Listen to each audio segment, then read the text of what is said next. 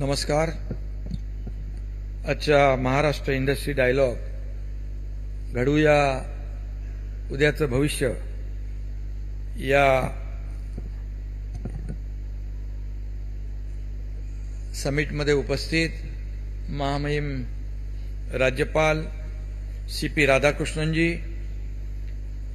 आपले लोकप्रिय मुख्यमंत्री देवेंद्र फडणवीसजी, उद्योग मंत्री उदय सामंतजी, आपले पणन आणि राजशिष्टाचार मंत्री जयकुमार रावलजी, डॉक्टर अनबलगन, डॉक्टर वेलारासू आणि उपस्थित सर्व इंडस्ट्री लीडर्स, पॉलिसी मेकर्स, इनोव्हेटर्सचे मी मनापासून या ठिकाणी आजच्या इंडस्ट्री डायलॉगमध्ये स्वागत करतो आणि आपल्या सगळ्यांना शुभेच्छा देतो. गेल्या महिन्यात याच ठिकाणी भारतातील पहिल्या विश्व ऑडिओ व्हिज्युअल आणि एंटरटेनमेंट समिट संपन्न झाली.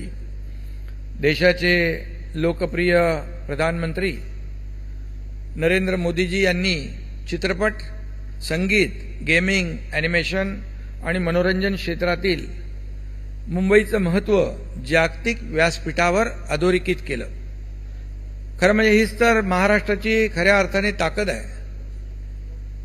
महाराष्ट्रात खूप पोटेन्शियल आहे.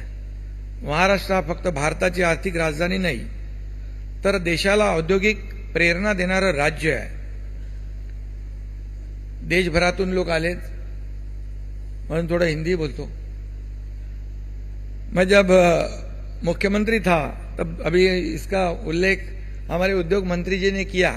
दावोस हम गए थे वर्ल्ड इकोनॉमिक फोरम में.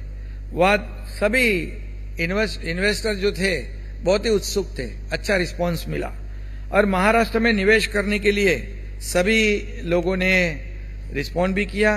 और अभी हमारे मुख्यमंत्री देवेंद्र जी जब दावोस गए, उन्होंने तो रिकॉर्ड ही तोड़ दिया कि 15 लाख करोड़ का निवेश इस महाराष्ट्र में लाने का बड़ा काम किया. इसलिए मैं उनका भी और उद्योग मंत्री जी का भी और हमारे इंडस्ट्री डिपार्टमेंट के सभी लोगों का अभिनंदन करता हूं.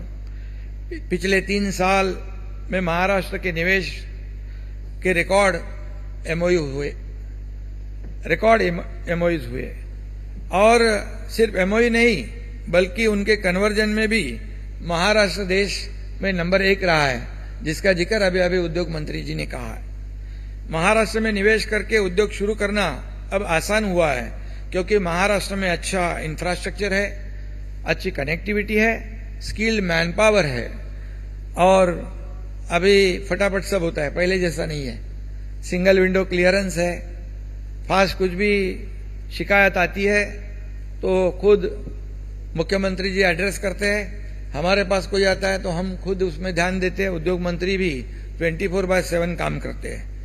और खास बात यह है कि उद्योग को प्रोत्साहन देने वाला ये हमारा पॉजिटिव और प्रैक्टिकल ये स्टेट है, इंडस्ट्री फ्रेंडली स्टेट है और इसीलिए ये सब हो रहा है. Ease of doing business is not only on the paper but it's reality now. अभी पेपर में नहीं, अभी उद्योग मंत्री जी ने कहा है कि कैसे कन्वर्जन हो गया फास्ट. और उद्योग क्षेत्र की चुनौतियां और अवसरों के मामले में महाराष्ट्र हमेशा अग्रणी रहा है. महाराष्ट्र हमेशा देश में आगे रहा है. महाराष्ट्र की नई कल्पनाओं और इनोवेशंस का स्वागत करता है, उन्हें प्रोत्साहन भी देता है. We don't like to be stagnant and complacent. Stagnant और कंप्लेसेंट रहना आज के युग को मंजूर नहीं है, क्योंकि नया नया कुछ करना है, नया नया करके हमारे राज्य को आगे बढ़ाना है. इसीलिए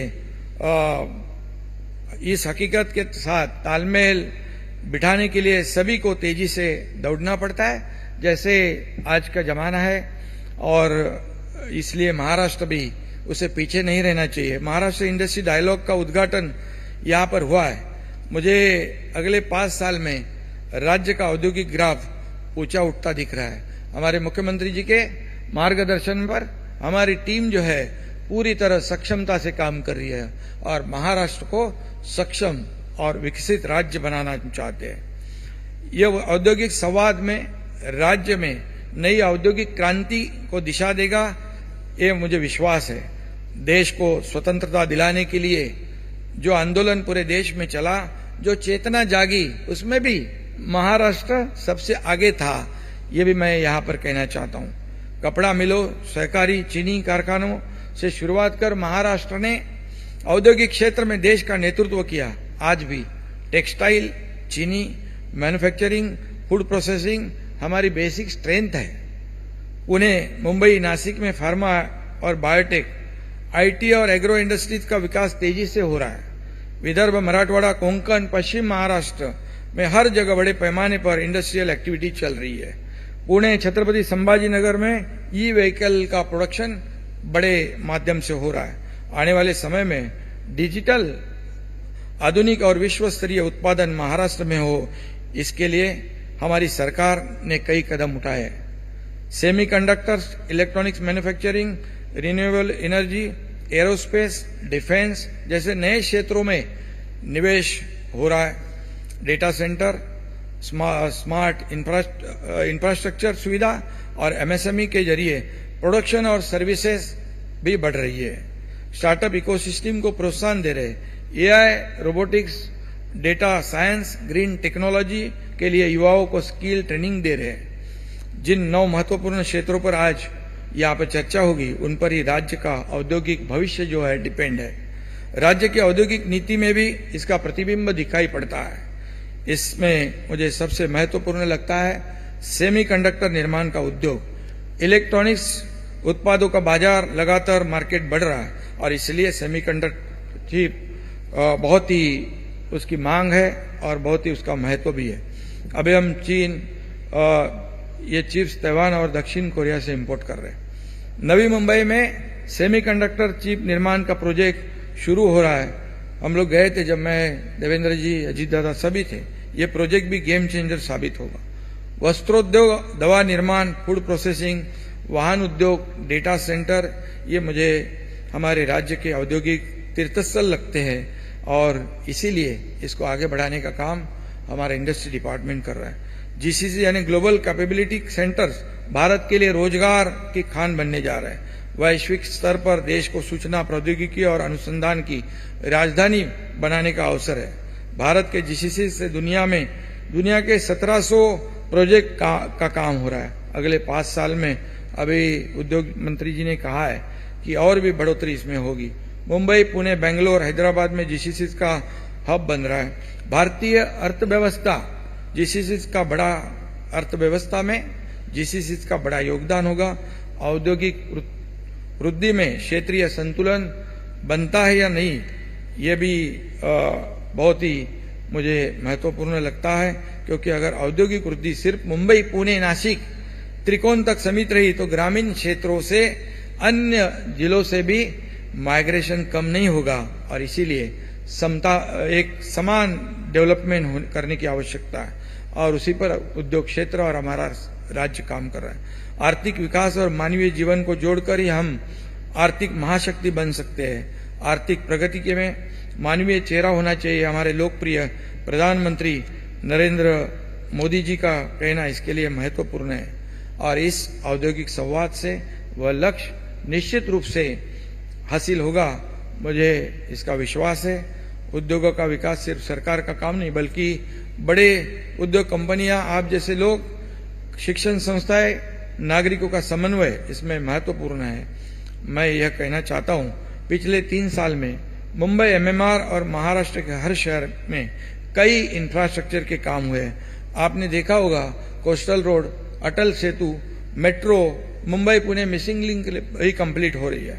समृद्धि महामार्ग जो नागपुर से मुंबई तक, ये भी शुरू हो गया। कल ही हमारी कैबिनेट में आदरणीय मुख्यमंत्री जी के उपस्थिति में मुंबई, नागपुर, गोवा ये शक्तिपीठ जो उसे भी मंजूरी दे दी है। नई मुंबई में एयरपोर्ट का भी काम बड़ी तेजी से हो रहा है, जल्दी वो शुरू हो जाएगा। वाडवन पोर्ट का काम शुरू हो चुका है, वहां भी एक एयरपोर्ट बनेगा। अगले 5 साल में 40 लाख करोड़ का निवेश और 50 लाख से ज्यादा रोजगार अवसर पैदा होंगे। इसे ध्यान में रखकर हम लोग काम कर रहे हैं। हमारा महाराष्ट्र एफडीआई में देश में सबसे आगे है।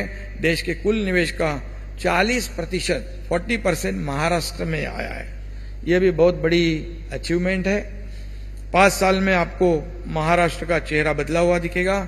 ये गारंटी इस परिसंवाद में हम सब लोग देना चाहते हैं। माननीय प्रधानमंत्री जी मोदी जी के नेतृत्व में देश को आर्थिक महाशक्ति बनाना है। इसमें $1 ट्रिलियन कंट्रीब्यूशन महाराष्ट्र का है, लेकिन नीति आयोग के मुताबिक मुख्यमंत्री जी यहां पर उपस्थित है, $1.5 ट्रिलियन सिर्फ और सिर्फ एमएमआर में पोटेंशियल है और महाराष्ट्र तो बाकी है। और इसीलिए मैं इतना ही कहूंगा कि हम सब मिलकर एकजुट होकर प्रयास करें और सरकार उद्योगों के पीछे मजबूती से खड़ी है। यहां पर यह आश्वासन मैं देता हूं। और फिर एक बार ये घडवूया उद्याचे भविष्य या अतिशय आगळ्या वेगळ्या या MIDCच्या उद्योग विभागाच्या उपक्रमाला खूप खूप शुभेच्छा देतो। धन्यवाद। जय हिंद, जय महाराष्ट्र।